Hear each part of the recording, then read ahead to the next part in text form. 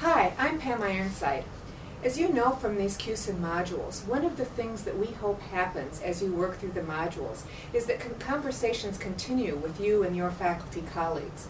So we thought during this module we would share with you some of the discussions that are going on our faculty by inviting you into our discussion. So I'm here today with Pat Ebright, who you know as an expert in work complexity and RN stacking that you've been reading about in the last two modules, and Cynthia Dobbs, who's an instructor of medical surgical nursing in the pre-licensure nursing program here at Indiana University. And we're going to be discussing some of the important concepts that you've been thinking about during this module.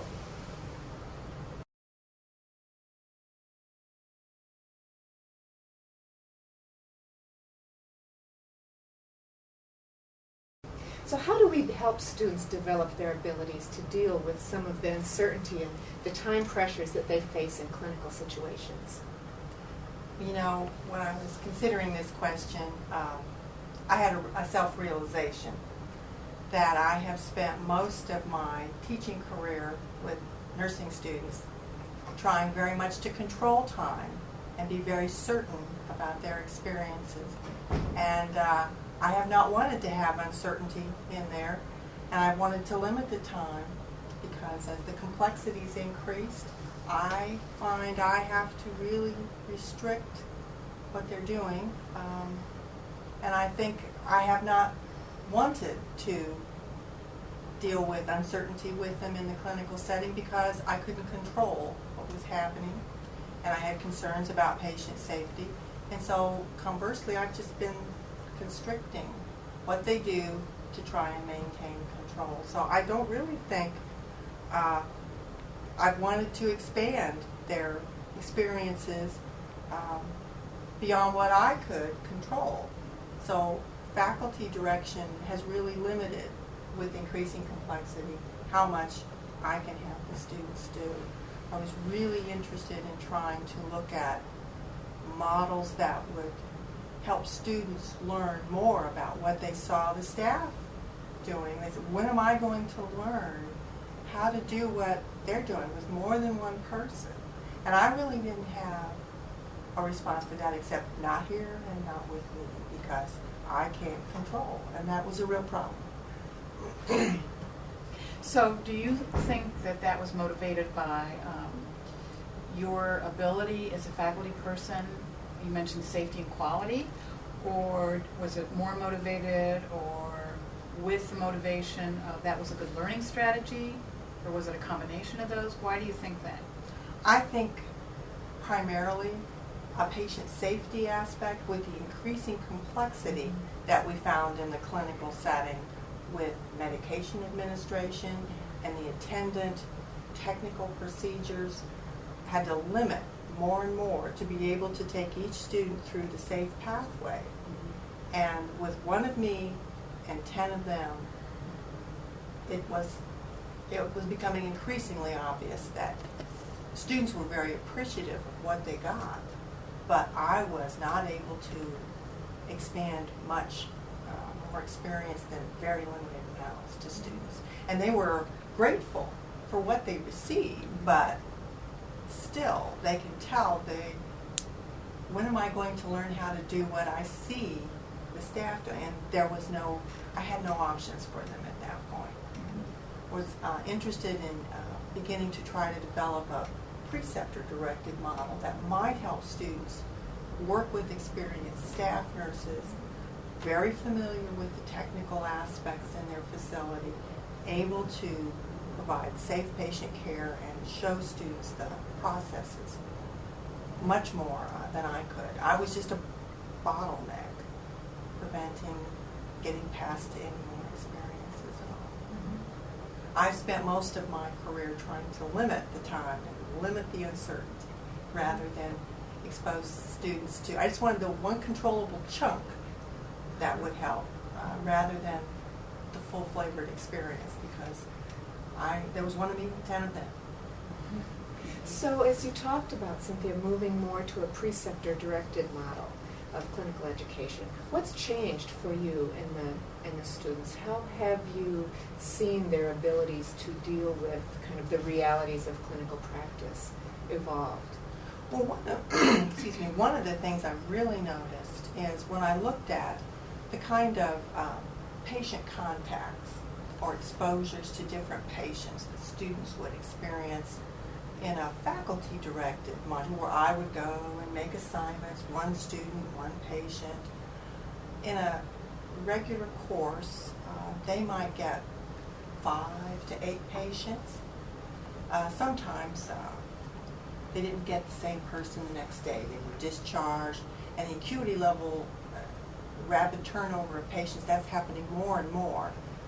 There's having to get less satisfaction with, I get a second day with a person. So I would say 5 to 8 patient exposures for a student. Over a semester? Over a semester's course. And looking at a preceptor-driven model where a preceptor directed the student's experience, and the student worked with a preceptor in their caseload for the day, I estimated 30 to 40 patient contacts in the same amount of hours, same length of a course. That was a marked difference for novel situations, repeated ones to learn about the same population of patients. There was much more opportunity for that, and to learn how a nurse handled a caseload. More of what the students had been requesting from me.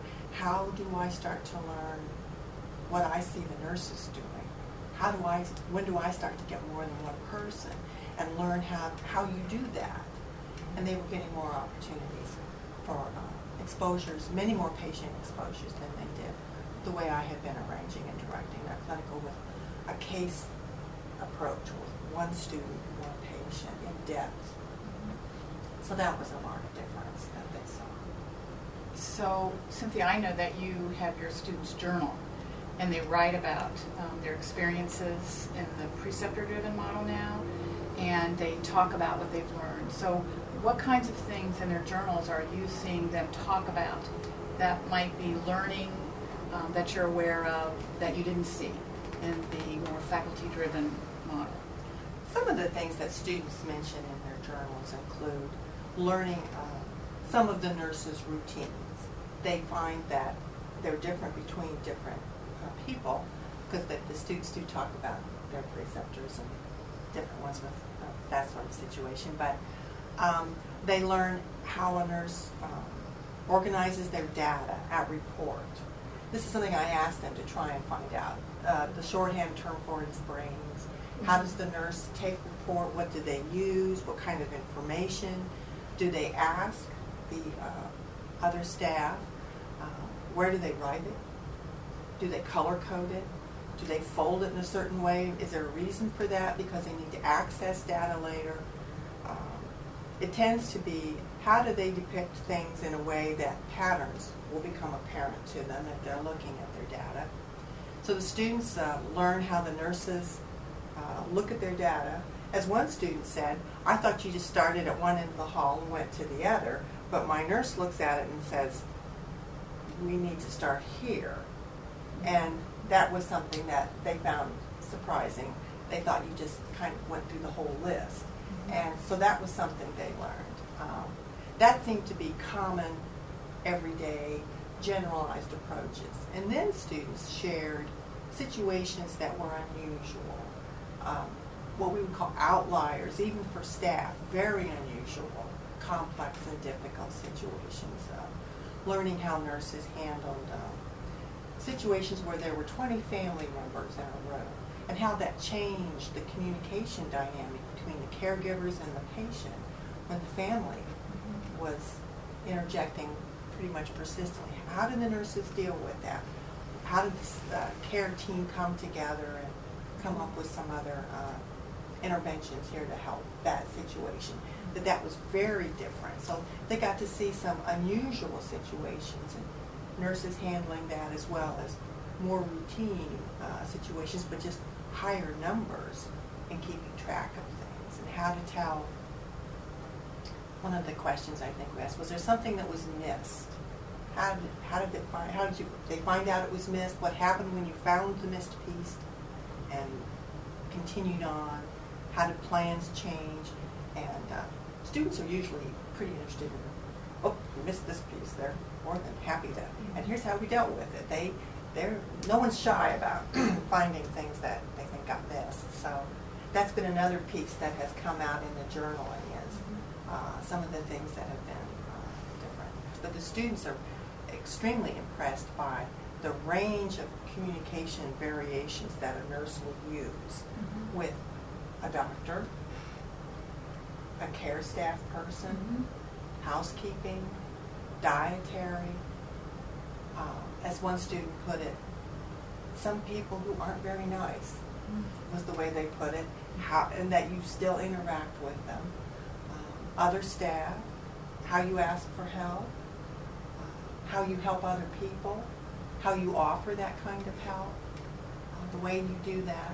That was something that came out in their journals too, that they were very surprised at how much communication was different than what they had expected, evidently. Evidently, this wasn't what they were thinking was going to be, what they were going to focus on.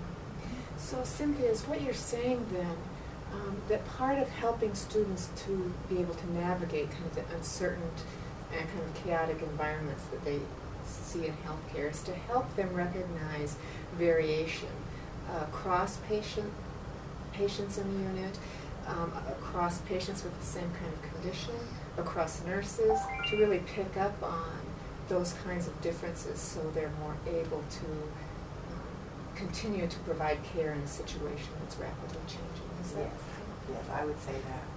I know we've been trying to work on how to improve students' abilities with when we couldn't go beyond a faculty-directed clinical experience, how to help a student look at more than one person at a time in their data. And we were able to adapt an exercise that Linda Caputi recommended for improving critical thinking with students, where you look at several patients, gather information, the same kind of information that the nurses might get for coming on, get a brief report about them, and then go look at them each briefly for 2 minutes, write up their information, and then start making decisions. If you were caring for this number of patients, like a nurse's assignment, who would you go to first? What would you do first in the room? What would be your high priority assessments? What do you think are the nursing interventions that are needed first, second, and third? Try and rank these people. In other words, to look at the entire data set and make some conclusions. And this was an attempt, one, to help them learn to deal with more than one person at a time when we could not realistically do that as part of their assignment. And we used this exercise when their patient had gone home the second day. We said, well, here, do this. It took students hours to do this. One, to gather the data, and then to try and labor over the decisions. And I mean, the nurses do this pretty quick, and they realize nurses are doing it much quicker. But we said, work on this. We're going to be going into patient rooms. We'll tell the staff that even though you're in there, you're not there for care. You're doing this prioritization exercise. And if you have the opportunity, then go and ask the staff nurse who had that assignment. Here's what I arranged, and what does that look like in comparison to yours? Did you do yours very differently, or was there a reason for that they might learn from? Well, we were using this as a substitution experience in clinical, and students found it so valuable that we decided to build it in for everyone. And we took clinical time that was devoted to this exercise for everyone. And some of the conclusions that students were reaching that surprised them, that stood out, that they shared with me, had to do with when theirs markedly differed from the nurses. And this tended to be complex patients. Frequently they were in isolation. They had many things to do. Psychosocially they were probably complex too. the students focused on all of these complexities in this person's, and that's who they thought you should go to first of the assigned patients, maybe 4 or 5. And what stood out when the nurses shared with the students was, well, I arranged my day differently. I did my other lower priority patients first so that I could cluster my time with this person for uninterrupted, concentrated attention. And that's where I'm going to be the last part. And I realized that that clustering concept was not one that was familiar for them. And this pattern became apparent in more than one facility, different staff, that experienced nurses may arrange it. It may not, maybe it's counterintuitive to students. Why don't you go to the most complicated person first? But the staff was telling them, I'm dealing with this so that that person's going to get me undivided attention. I'll be in there with them. And I realized that clustering like that was not, that this was bringing that out, that in those complicated situations, that was a different learning experience. Besides just who do you go to first, second, third, and fourth, that there could be other things they were learning there from experienced staff about, I've learned that in these situations, these people need more than the time. And if you do that, you will meet their needs as well as meeting the other people's needs. So that was one attempt to try and get them more experience with more than one person at a time when we really couldn't have them care for that many people at a time. I told them it's no risk. You're not going to hurt anybody. Plan it as if you were going to be doing it and see how that turned out. And every student has said that has been valuable because they know that's what the nurses are doing. I'm starting to learn how the nurses do things because I know that's what I'm going to be doing. So they have found that one valuable. And it was an in-between attempt to get something for them that in a faculty-directed clinical I can't provide. One of the things we talk about in this module is activation of knowledge. And I think that exercise really demonstrates a strategy where you're taking students through all 3 steps of what we talked about in the module about activation of knowledge. They go and get information on the patient and gather that, which is sort of like the knowledge content, just like the staff nurse would. And then they have to do the knowledge organization part. Okay, so what does that, how should I put that content together to make some sort of mental model or picture that then informs my decision making? And then the last piece that we talked about in the module, which is the knowledge activation part, which was really putting that organization into some context.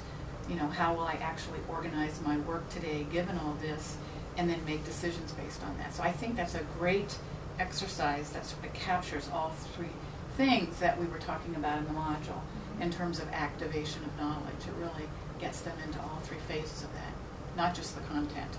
Yes. I think on the face of it, it looked very, very helpful for students. I know I was surprised when I approached staff to tell them students are going to be going in rooms, but today they're not doing a patient assignment. They're trying to learn how they would prioritize a nurse's assignment. And I was struck by one of the charge nurses' response. She says, we have staff who don't know how to do that well. And I said, well, we're trying to help students learn how to do that now. And I approached some of the staff who had that the students were going to be in and out of their rooms. This was a different exercise because they weren't used to students doing this either. And you may see them in the room. Make sure that you understand they're not doing care, because they will oftentimes hold off doing vital signs if they think the students in there. I said, I wanted you to know that this was a priority. They're trying to learn how they would organize your workload to gain that skill. And one of the staff nurses shared, she said, well, I didn't get that. She said, they just kind of tossed me out there. And I winced. I said, I realize that. We're trying to help students learn and to get prepared for that rather than the toss and see if they swim or sink. which I realize if I'm not able to provide anything else, because the students all know, when am I going to learn how to do that? And I'm saying, not here, not now, not me. I'm not offering very much else. So this was a beginning to try and help them get to that, to begin that learning and prioritization.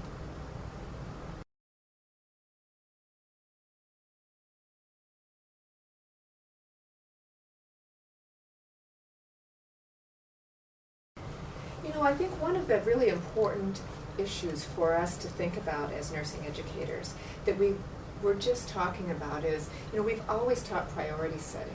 And yet your work, Pat, is really getting us to think more about the whole notion of stacking.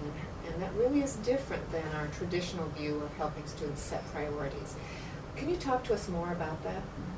Well, what we found in terms of what we're calling stacking is that nurses don't prioritize their care based only on the clinical status or the clinical picture of the patient. That as much as making decisions around the clinical status of the patient is about how do I manage my workflow?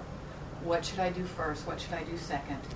And what we found is that learning how to order and prioritize those things is as much about what is best for making this workflow well and what is best for patients, about when I do things, not just what I do, is very important.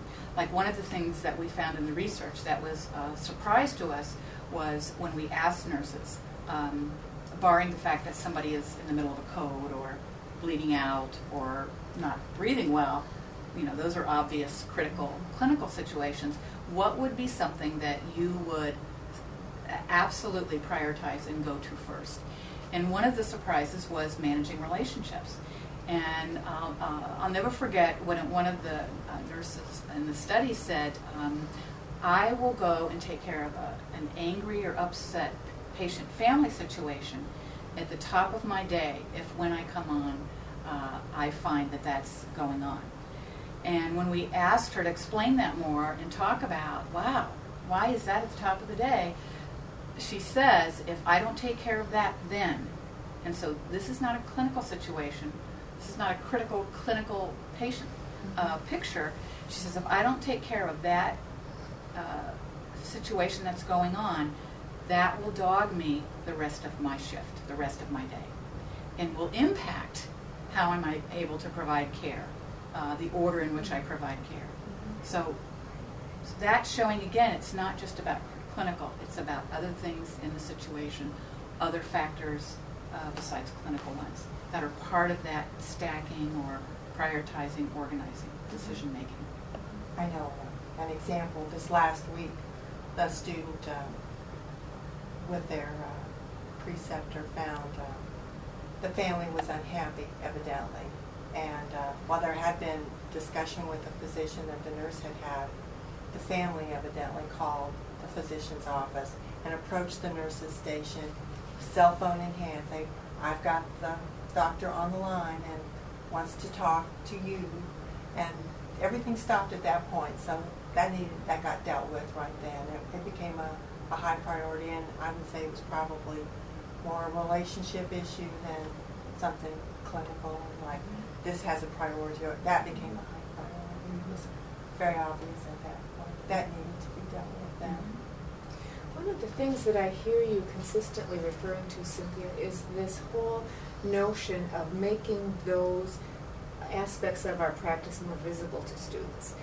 At the beginning of our discussion, you talked about how you tried to maintain a tight control and take care of or isolate out any of the uncertainty that was going to impact their ability to learn. And now you keep reminding us about bringing some of the kind of unpredictability that's in practice into the conversations you have with students and helping them notice the kinds of things that happen so they can be more aware or attuned to those kinds of situations as they confront them. Is that?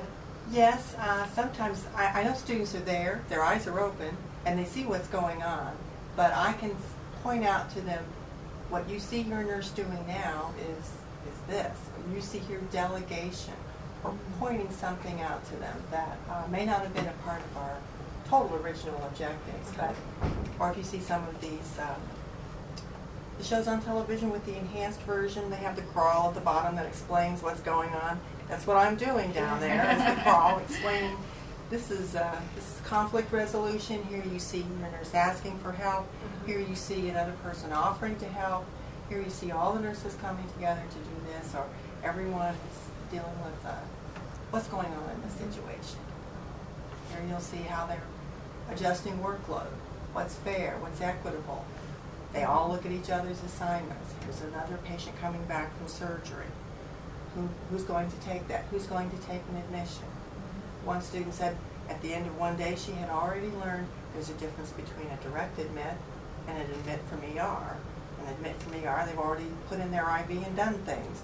And the other person, you have to do them all, she said. So she had learned some aspects of some of the criteria the nurses had used, but someone to help. The nurses are moving, and they're talking, as the students told me, it's nurse-ese, and they don't understand all of what they're saying.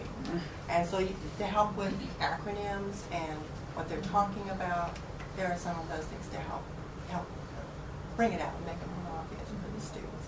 They see it, but I don't know that they know what it means. Try and help them put it in context. And also to acknowledge out loud to the nurses, you're seeing good practice here, students. See, this is what's going on here. And here's an exemplar of that. It's not easy to do. Pain management, things of that nature where there's a lot of conflict sometimes. And I think the examples you just gave are additional examples of going beyond for activation of knowledge, going beyond knowledge content, but getting into the knowledge organization, handling many pieces of information, and then how to think about those, and then helping them understand how the staff nurse got to the final decision or decisions about what they decided to do. So they really get all of that activation of knowledge piece by that experience. I think that's good. And that's what stacking and prioritization and organization is about, we find. That it's much more, it's all actually completely context rich. You don't have stacking the way we're defining it without the context rich part, because it's not just a list of this is what we have to do. It's about when and it's about how. And what we appreciate about stacking is that it's a very failure sensitive strategy. That all the while the nurses are considering the pieces of information, how they put it together or organize it into patterns, and what they decide to do based on that organization, how they decide to activate what they're thinking, is all related to quality and safety. Timeliness, I've got to do this now or it will never get done. Or timeliness, I better get in there now, something didn't look right. Or the ordering of, I'll get these things finished first so I can really focus on this more critical patient later. It's all a very failure-sensitive related strategy to use.